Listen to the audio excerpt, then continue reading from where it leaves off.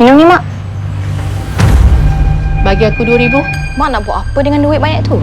Kau tak payah tanya banyak lah. Aku minta duit anak aku. Perlu izin kau ke? Tapi, Mak, sekarang kan banyak kes scammer. Nanti Mak kena tipu macam mana?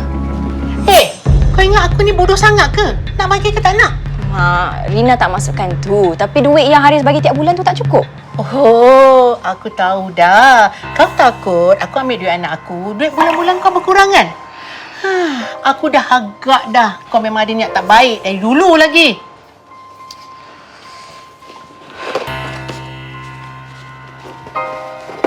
Rina tak ada 2,000. Tapi dekat tangan ni ada 800. Alhamdulillah, rezeki betul. Mak, Rina masak salad lobster hari ni. Lobster? Yang harga seekor beratus RM100 tu. Kau ni Rina.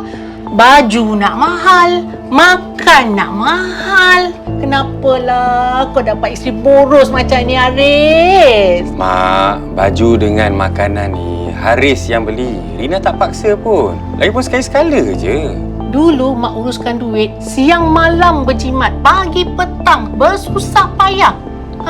Isteri kau ni buang duit macam curah air ke daun je. Mak, apa yang Mak berkira sangat ni, Mak? Rina ni isteri Haris. Belanja untuk Rina adalah wajib. Wah, dia dah bagi kau nasi kangkang ke? Mak, apa Mak mengarut ni, Mak? Menyampahlah. Dah lantak kau orang lah.